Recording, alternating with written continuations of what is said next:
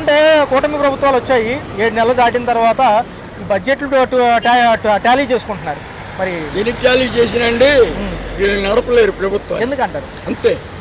ఎందుకంటే అతను ఒక్కడే నడుపుకొచ్చాడు, కష్టమైన ఇష్టమైన. వాళ్ళకి కోపం వచ్చే ఎవరైనా సరే వీళ్ళు ముగ్గురు కలిసి నడపలేకపోతే అక్కడ కనపడుతుందిగా.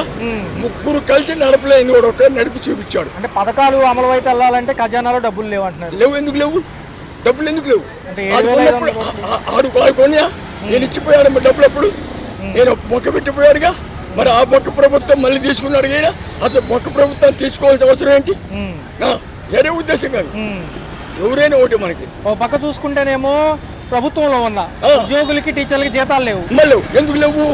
అంతకుముందు మరి వాడు ఒక్కడేగా ఎట్టిచ్చాడు.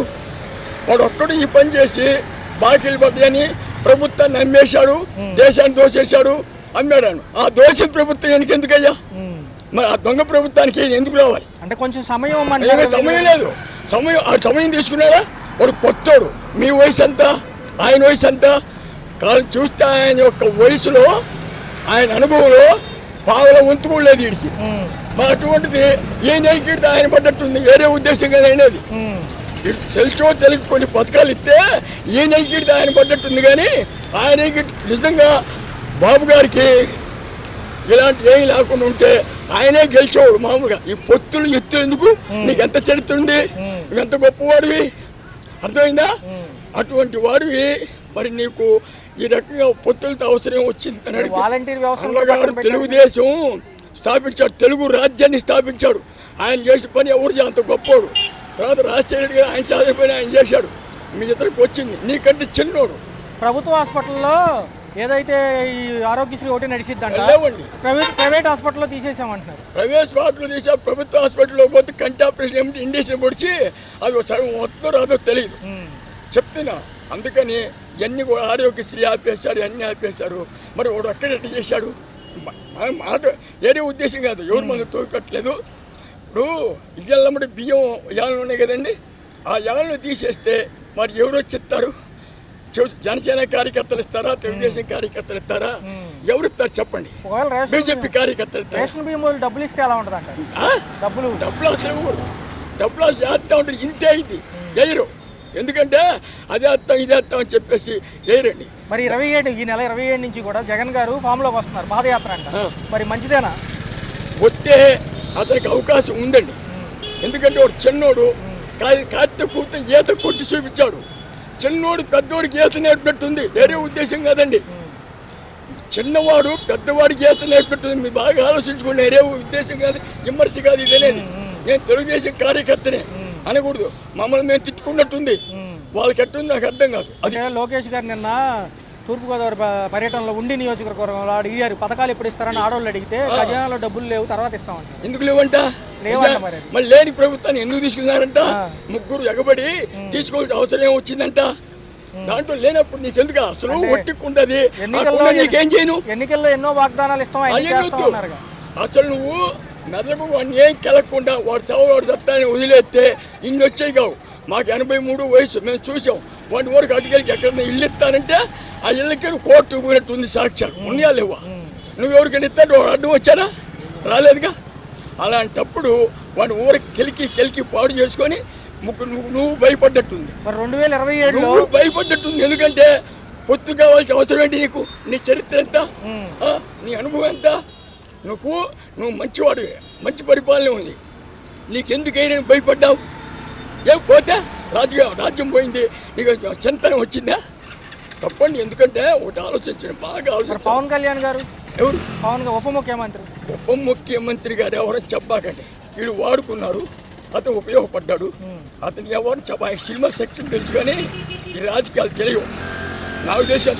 మరి అభివృద్ధి, సంక్షేమం, అమరావతి, పోలవరం ఏమైంది అభివృద్ధి? ఇప్పుడు ఈయన రాళ్ళు ఇటుకలు కంకర చేర్చాడు. రేపు ఈ ప్రభుత్వం ఉంటుందో ఊడుద్దని జనం పేపర్లు చెబుతున్నాయి. పోతే మరి ఏం చేస్తాను? అది ఎక్కడ ఆగిపోతుందిగా, దాన్ని పెట్టిన డబ్బు వేస్టేగా. అందుకని అది తెలుసుకొని ఆయన అమరావతి ఇక్కడే కాదు, నేను ఉన్నమాట చదువుతున్నా, ఎక్కడన్నా కొండ కింద గట్టిగా ఉంటే కడతారు. కానీ అమరావతి ఆ జిల్లాలోనే పేరు అమరావతి, ఇంకో తావు మారితే కడతారు, లేకపోతే ఎవడు కట్టలేడు. ఇది మనకు ఛాలెంజ్. నుంచి కూడా తెలుగు ప్రభుత్వాలు ఏవైతే ఉన్నాయో ప్రస్తుతం పథకాలు ఇస్తామంటున్నాయి. ఇస్తే బాగుంటుంది అంటారా? ఇస్తే బాగుంటుందని మా అభిప్రాయం. ఉచిత పథకాలు ఎంతవరకు ఇవ్వచ్చు అంటారు? అంతగా నాకు లేదని ఇవ్వాలంటే సద్వినియోగం చేసుకోవాలి. వాళ్ళు కూడా సరిగ్గా చేసి అది అస్పష్టంగా ఉంది.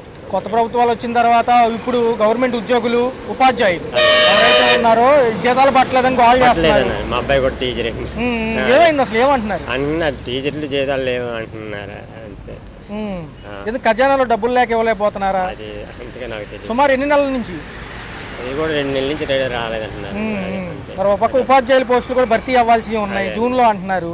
మరి ఇవంతా ఎలా ఉండబోతుంది? పెరిగిన ధరలకి అదే వాళ్ళు అలా చేశాడు, ఇలా అంతా చేశాడని వీళ్ళు అంటారు.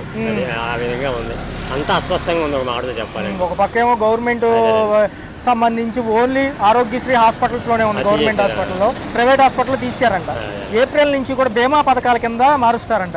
బీమా సంస్థ మంచిదేనంటారు. మరి ఆపరేషన్ చేయించుకునే వాళ్ళ పరిస్థితి ఇప్పుడు ఆరోగ్యశ్రీ తీసేస్తే చాలా నష్టమే అండి. అది చాలా మంది ఉపయోగపడుతున్నారు. అది మా అభిప్రాయం. అది బాధే కానీ అది అరవై అలాగేం చేస్తారో తెలియదు. కానీ గతంలో ఏంటంటే 2007లో రాజశేఖర రెడ్డి గారి హయాంలో స్టార్ట్ అయింది. మొన్నటి వరకు జరిగినా కానీ వాళ్ళు ఏమంటారంటే 3,000 కోట్లు ఇవ్వాలంట. దీనికి నియంత్రణ కమిటీ ఒకటి ఉంది. మరి ఎలా ఉండబోతుంది? పాపం కదా. అదేనండి, అది ఏమో ఇప్పుడు ఏం జరుగుతుందో తెలియదు నాకు. మరి ఎలా ఉంది? వాలంటీర్ల వ్యవస్థ లేదు, ఇంకా వాలంటీర్ వ్యవస్థ లేదు. వాళ్ళ ఆఫీసులో అన్నీ కూడా స్టోరీ బియ్యం కూడా సరిగ్గా ఇవ్వడంతో లేదు. సరిగ్గా ఇవ్వట్లేదు. బియ్యం ఉంటే కందిపప్పు సరిగ్గా రావాలి. మరి సంక్రాంతి కానికి ఏమైనా అందుకున్నారా? ఇంకా ఇవ్వలేదు. ఏమండి అసలు ఇచ్చేసింది, ఇచ్చేస్తున్నారు సరుకులు.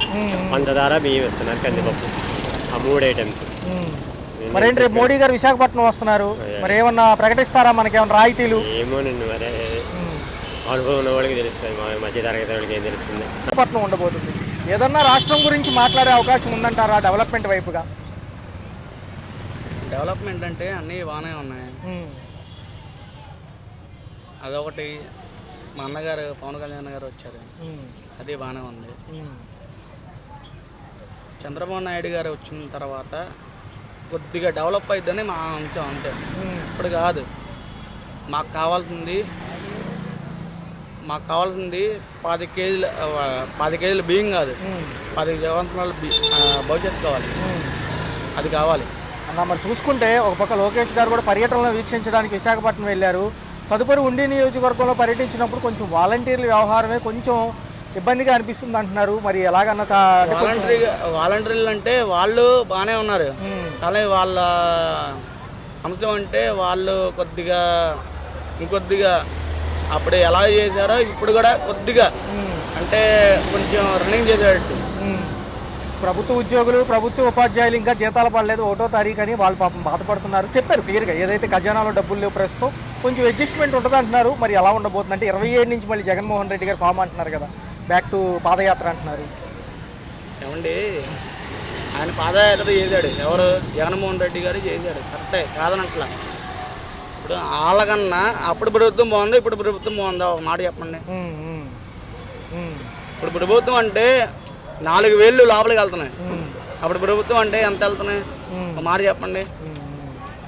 సో ఎలా ఉండబోతున్నారు? 4 ఏళ్ళు కూడా అభివృద్ధితో కూడిన సంక్షేమం అంటున్నారు కదా. ఈసారి ఉగాది నుంచి కూడా కొన్ని పథకాలు చెప్పారు. ఉచిత బస్సు కానివ్వండి, ఒక పక్క 1500 18 ఏళ్ళు వయసు దాటిన ఆడ మహిళలకి. రెండోది ఒక పక్క చూసుకుంటే మిగతా ఈ నిరుద్యోగ భృతి కూడా అంటున్నారు. మరి మనకు కనుక కేంద్రం సపోర్ట్ చేసి గట్టిగా ఇస్తే అమౌంట్. ఆయన పవన్ కళ్యాణ్ గారు మాట్లాడింది మంచి మాటే, ఏది మంచిగా కాదు. మనకు కావాల్సింది ఏంటి? దోపిడీ రాజ్యం కాదు, దొంగ రాజ్యం మనది కాదు. అన్నీ ఎక్కడక్కడ స్మగ్లింగ్ చేసి ఎవరి కాళ్ళకి ఇవ్వడం కాకుండా ప్రత్యేకించి ఇప్పుడు ఆడ మహిళలకి ఉచిత బస్సు పెట్టారు, అది మంచిదే, మంచి పద్ధతే. ఎందుకంటే ఎక్కడి నుండో వచ్చిన వాళ్ళు ఉంటారు, ఇక్కడ కాకుండా ఎక్కడి నుండో వచ్చి వాళ్ళు రోజువారీ కూలీలు చేసుకుంటూ వాళ్ళ దగ్గర డబ్బులు ఉండవు కొన్నిసార్లు. అంటే అన్నప్పుడు ఏమవుతుందంటే గతంలో కూడా అప్పులు పాలే ఖజానా, ఇప్పుడు కూడా ఏమంటున్నారంటే మరి 1,00,000 కోట్లు అప్పులు చేస్తే మళ్ళీ తలకాయ కింద అవుతుంది కదా, ఏదైనా పథకం అమలు చేస్తే మళ్ళీ ఇమీడియట్గా రేట్లు పెంచాల్సి వస్తుంది అంటున్నారు. అంతా ఒక తర్జన భర్జనగా ఉంది. ఏవేవి ఉచితాలు ఆపేసి ఏవేవి ఇస్తే బాగుంటాయి అంటారు? ఒకటి, పవన్ కళ్యాణ్ గారు కాకుండా పవన్ కళ్యాణ్ గారు ఏదంటే మేము అలా ఉంటాం, జన సైనికులం కాబట్టి ఆయన ఎంత చెప్తే అంత మేము వెనకే ఉంటాం. ఎందుకంటే మాకు నమ్మకం ఇచ్చారు. మాకు నమ్మకం ఇచ్చారు, మాకు ధైర్యం ఇచ్చారు. ఎందుకంటే ఈ రాష్ట్రానికి ఈ మొత్తానికి అభివృద్ధి చేస్తాను, మంచి మాటే. తర్వాత మన చంద్రబాబు నాయుడు గారు ఆయన కూడా చెప్పారు మంచి మాటే. ఆయన కూడా ఏమన్నారంటే కొద్దిగా వెయిట్ చేయండి, కొన్ని పథకాలు వస్తాయి, అవన్నీ వస్తాయి. ఇప్పుడు వీళ్ళు ఏమంటున్నారంటే ఇప్పుడు ఉన్న రాజకీయాల్లో కుట్ర మొత్తం అన్నీ జరుగుతున్నాయి. అవన్నీ కాకుండా ఇప్పుడున్న దాంట్లో వీటన్నిటికి కాకుండా ఇప్పుడు కూరగాయల రేట్లు ఎన్ని తగ్గినాయి. అప్పుడున్న రాజకీయాల్లో ఎన్ని ఉన్నాయి కూరగాయలు ఎక్కువ ఉన్నాయి, పెరిగిపోయినాయి. కరెంటు బిల్లు అవన్నీ ఇప్పుడున్న పవన్ కళ్యాణ్ రాగానే ఎన్ని తగ్గినాయి అవి మీరు ఆలోచించట్లా. అప్పుడు నేను ఉన్నప్పుడు 700 వచ్చేది కరెంటు బిల్లు, ఇప్పుడు నాకు 175 రూపాయలు వచ్చింది. మరి అప్పటికి ఇప్పటికి ఎంత తేడా వచ్చింది? మొన్నే కదా 190 పైసలు కూడా పెంచుతున్నాం అన్నారు, స్మార్ట్ మీటర్లు కూడా వస్తాయి అంటున్నారు కదా. పెంచినా పెంచకపోయినా ఏదైనా ఆయన చెప్పిన మాట మేము వింటాం, ఏదైనా అది ఎవరికి చెప్పినా. ఓకే అండి.